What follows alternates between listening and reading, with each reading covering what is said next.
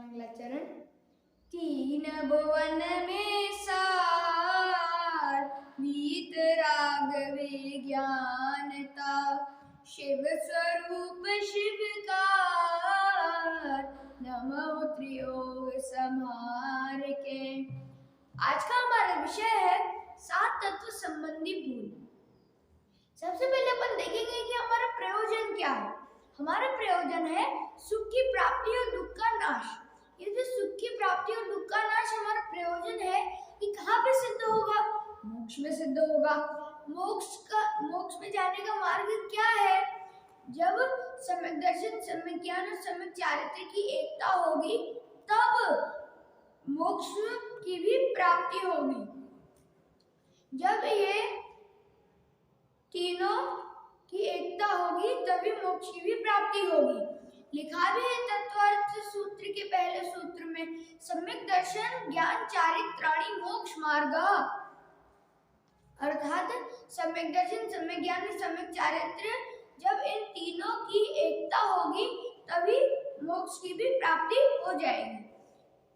सबसे पहले अपन देखेंगे कि ये इन तीनों का स्वरूप क्या है। ये जो सम्यक दर्शन, सम्यक ज्ञान और सम्यक चारित्र है ना, ये क्या है, इनका अर्थ क्या है, अपन इनको समझेंगे। इनका अर्थ क्या है, ये हमें कैसे प्राप्त होंगे, ये भी समझेंगे। सबसे पहला है सम्यक दर्शन। सम्यक दर्शन को प्राप्त करने का मार्ग ये है कि सात तत्वों को समझने से सम्यक दर्शन की प्राप्ति होगी। और आपके मन में भी प्रश्न उठ रहा होगा कि ये जो सम्यक दर्शन है, हमें तो कब का प्राप्त हो जाना चाहिए था, अभी क्यों नहीं हुआ, अभी तक क्यों नहीं हुआ? हमने तो तत्वों का स्वरूप बहुत बार समझा है। हमने जो तत्वों का स्वरूप समझा है, ये तो बहुत बार समझा है, फिर हमें अभी तक सम्यक दर्शन प्राप्त क्यों नहीं हुआ? उत्तर है, हमें सम्यक दर्शन प्राप्त इसलिए नहीं हुआ अभी तक क्योंकि हमने जो तत्वों का स्वरूप समझा है ना, वो सच्चा स्वरूप नहीं है। और हमने जो तत्वों का स्वरूप समझा है, भले सारे सही हो, लेकिन ऐसा तो पॉसिबल ही नहीं है कि अपन ने एक दो बार समझा और अपन को याद हो गया और अपन से एक भी भूल नहीं हुई। एक ना एक तो भूल हुई होगी कहीं ना कहीं, तो आश्रम में नहीं हुई होगी तो निर्जरा में हुई होगी, अजीव में नहीं हुई होगी तो जीव में हुई होगी। ऐसा कहीं ना कहीं एक ना एक भूल तो हो ही गई है अपन से, जिससे अभी तक हमें सम्यक दर्शन प्राप्त नहीं हुआ है। तो अपन ये जो सात तत्व संबंधी भूले हैं, इनको अपन को सुधारना पड़ेगा, तभी इनको हमको समझना पड़ेगा, तभी हम इनको सुधार पाएंगे। इसके लिए एक उदाहरण है कि जब कोई विद्यार्थी अपने विद्यालय जाता है रिजल्ट देखने, अपने एग्जाम के मार्क्स देखने कि मुझे इतने मार्क्स मिले, इतने अंक आए हैं, तो विद्यार्थी गया, वहां पे उसने देखा अपनी कॉपी में, जहाँ पे उसने उत्तर लिखे थे कि मेरी ये भूल थी, ये भूल थी। जब उसको पता चला कि उसकी ये सारी भूलें हैं, तब उसने उनको समझ लिया, तो सुधारेगा ना उनको कि और बिगाड़ेगा? सुधारेगा ना। वैसे ही अपन को भी उसी विद्यार्थी के जैसे हम भी सात तत्व संबंधी भूलों को आज समझेंगे और इनको सुधारेंगे। तो सबसे पहले आएगा कि तत्व कितने होते हैं। तत्व सात होते हैं। कौन कौन से? जीव, अजीव, आश्रव, बंध, संवर, निर्जरा और मोक्ष। पहला है जीव।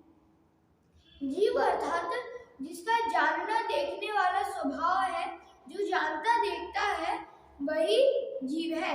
अगर इसको दो शब्द में कहें तो जो ज्ञान दर्शनमय है वह जीव है। अब है अजीव। अजीव के दो भेद होते हैं, मूर्तिक और अमूर्तिक। मूर्तिक में आएगा पुद्गल, अमूर्तिक में आएगा धर्म धर्म आकाश और काल। अपन ने जो मूर्ति में पुद्गल देखा था उसमें उसमें आएगा शरीर, और शरीर कैसा वाला शरीर? स्पर्श रस गंध वर्ण वाला शरीर। तो इसमें भूल क्या हुई? अपन ने जीव भी समझा, अजीब भी समझा, इसमें भूल क्या हुई? तो आइए समझते हैं कि ये जो जीव है ये ऐसा मानता है मैं सुंदर हूँ, मैं कुरूप हूँ, मैं काला हूँ, मैं गोरा हूँ, और पुत्र मित्र आदि में अपनापन करता है। शरीराश्रित उपवास आदि और उपदेश आदि में अपनापन करता है। शरीर की उत्पत्ति में अपनी उत्पत्ति मानता है। शरीर के बिछुड़ जाने पर अपना मरण मानता है। तो ये जो इतनी सारी भूलें हैं, इनको अगर सारांश रूप से कहे तो जीव को अजीव मानना, जीव तत्व संबंधी भूल, और अजीव को जीव मानना, अजीव तत्व संबंधी भूल। तो मतलब जैसे जीव का उल्टा अजीव होता है, वही अपन ने जीव का उल्टा समझा, और फिर अपन ने अजीब का उल्टा जीव, अजीब का उल्टा समझा और जीव का उल्टा समझा। ये दोनों की भूलें हो गई।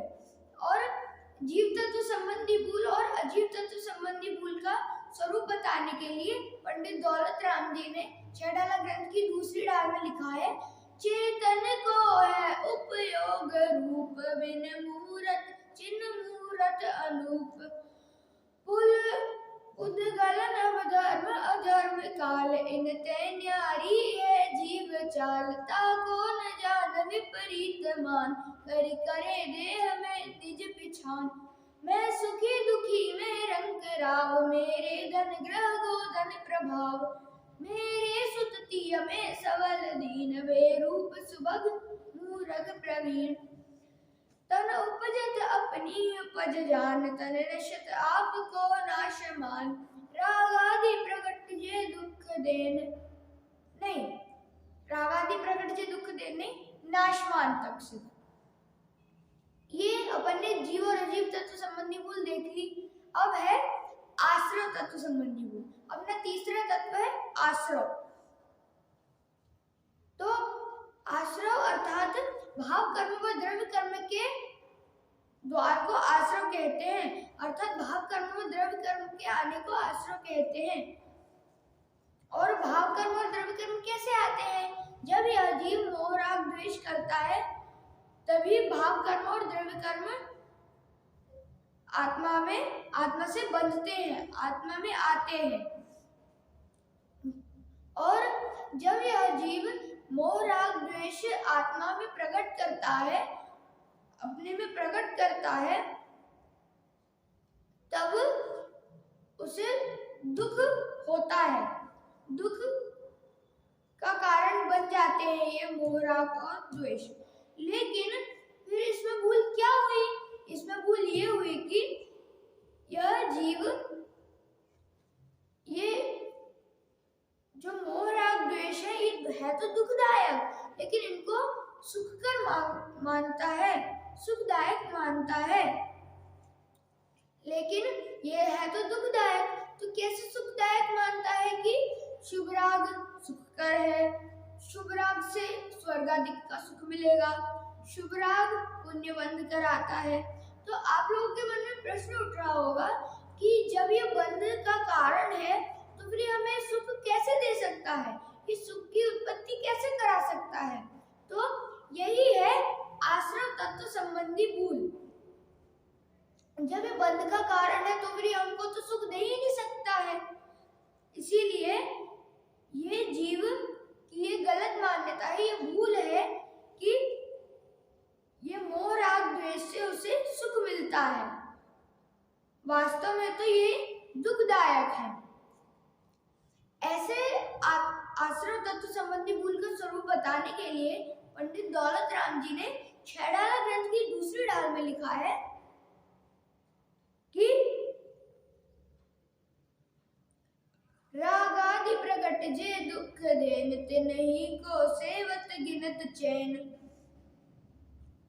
ये हो गया आश्रव तत्व संबंधी भूल। अब है बंध तत्व संबंधी भूल। बंध अर्थात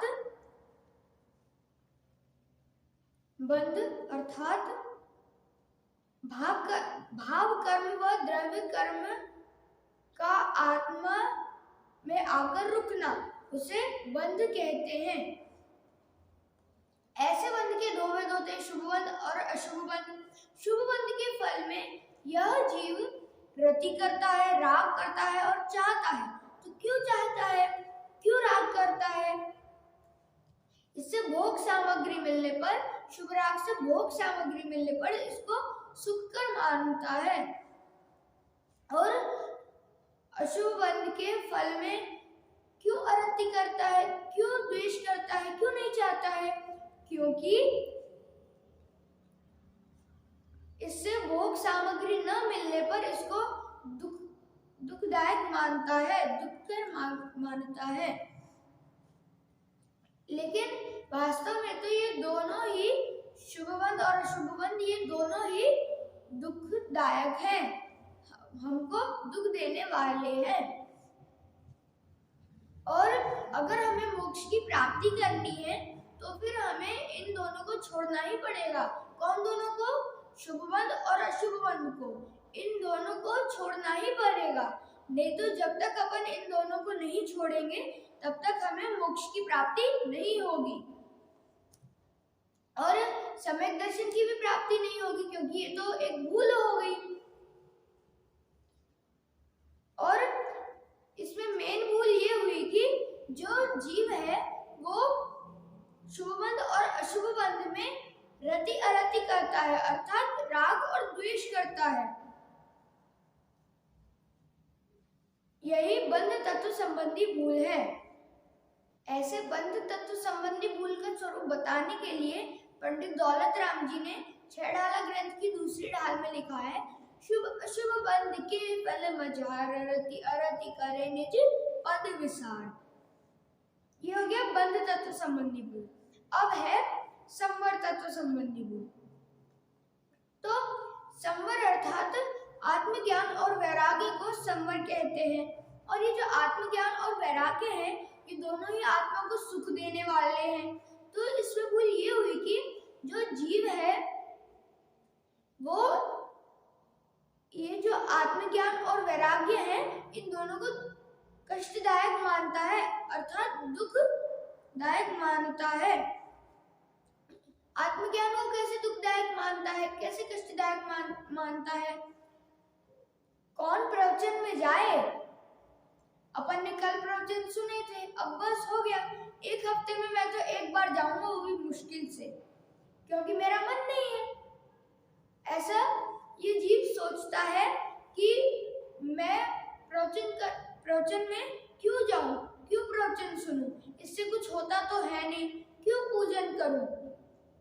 ऐसे ये आत्मज्ञान को प्रकट नहीं होने देता है और वैराग्य को कैसे कष्टदायक मानता है कि कौन व्रत करे, कौन उपवास करे, अपन तो बस आराम से खाते रहो और सो।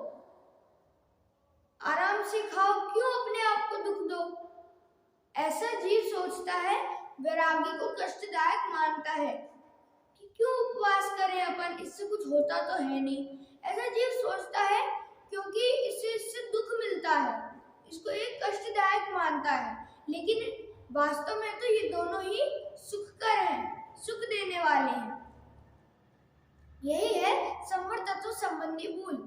ऐसे संवर तत्व संबंधी भूल का स्वरूप बताने के लिए पंडित दौलत राम जी ने 6 ढाला ग्रंथ की दूसरी ढाल में लिखा है। कौन सी ढाल में लिखा है? दूसरी ढाल में लिखा है कि आत्म हित हेतु विराग ज्ञान ते लगे आपको कष्ट दान। ये हो गया संवर तत्व संबंधी भूल। अब है निर्जरा तत्व संबंधी भूल। निर्जरा अर्थात आत्मज्ञान और वैराग्य की उत्पत्ति अर्थात अथवा प्राप्ति। आत्मज्ञान और वैराग्य की उत्पत्ति अथवा प्राप्ति, क्योंकि निर्जरा में आत्मज्ञान और वैराग्य की उत्पत्ति भी होती है और प्राप्ति भी होती है और इच्छाओं का अभाव होता है। यह है निर्जरा का सच्चा स्वभाव। तो इसमें निर्जरा तत्व संबंधी भूल ये हुई कि अब ये जो जीव है ऐसे निर्जरा के सच्चे स्वरूप को तो जानता ही नहीं है और आत्मशक्ति को भूलकर इच्छाओं में सुख मानता है और इच्छाओं का अभाव होने पर दुख मानता है कि मेरी इच्छा को नहीं माना, मैं आपसे गुस्सा हूँ, मैं दुखी हूँ, ऐसा मानता है। मेरी इच्छा क्यों पूरी नहीं की, ऐसे इच्छाओं की पूर्ति करना चाहता है, इच्छाओं में सुख मानता है। लेकिन वो इच्छाओं का जो निर्जरा है वो तो इच्छाओं का अभाव करने वाला है और यही निर्जरा का सच्चे स्वरूप में ही आता है ये भी। तो ये है निर्जरा तत्व संबंधी भूल। ऐसे निर्जरा तत्व संबंधी भूल का स्वरूप बताने के लिए पंडित दौलत राम जी ने 6 डाल ग्रंथ की दूसरी डाल में ही लिखा है, रोके न चाह निज शक्ति खोए, ये इतना ही लिखा है। और अब है मोक्ष तत्व संबंधी भूल। मोक्ष अर्थात आत्मज्ञान की पूर्णता। तो इसमें भूल ये हुई कि जो जीव है वो ऐसे मोक्ष के सच्चे स्वरूप को भी नहीं जानता है और भोग संबंधी सुख में ही भोग संबंधी कार्य में ही सुख मानता है, भोग संबंधी में ही सुख मानता है, भोग सामग्रियों में सुख मानता है और मोक्ष में भी भोग संबंधी सुख की ही चाह करता है, कल्पना करता है। यही है मोक्ष तत्व संबंधी भूल। ये हो गया। और मोक्ष तत्व संबंधी भूल का स्वरूप बताने के लिए भी पंडित दौलत राम जी ने, कौन से पंडित ने, पंडित दौलत राम जी ने 6 डाला ग्रंथ की दूसरी डाल में लिखा है, शिव रूप निराकुल तान जोय। ये हो गई अपनी 7 तत्व संबंधी भूलें, जो कि है जीव, अजीव, आश्रय, बंध, संबंध, निर्जरा और मोक्ष। इसमें ये अपन ने जब समझ लिया है, इसमें एक मेन बात आती है, मुख्य बात आती है कि जब तक अपन इन 7 तत्वों का सच्चा स्वरूप समझकर अपनी भूलों को नहीं सुधारेंगे, तब तक हमें मोक्ष प्राप्ति का मार्ग प्राप्त नहीं होगा। क्योंकि जब हमें सम्यक दर्शन प्राप्त नहीं हुआ और सम्यक ज्ञान और सम्यक चारित्र हो गया, तो क्या अपन को सुख की प्राप्ति हो जाएगी? नहीं। इसीलिए हमें इन 7 तत्वों की भूलों को हमें समझना है, सुधारना है। जैसे वो अपन ने शुरुआत में एक उदाहरण लिया था विद्यार्थी वाला, कि वो अपने रिजल्ट देखकर अपनी भूलें समझकर अगले एग्जाम में अपना रिजल्ट अच्छा बनाता है, इन्हीं भूलों में सुधार करता है और उन्हीं भूलों पे ज़्यादा विशेष ध्यान रखता है कि अब मुझसे ये गलती नहीं होनी चाहिए। वैसे ही हम भी इन 7 तत्व संबंधी भूलों को समझकर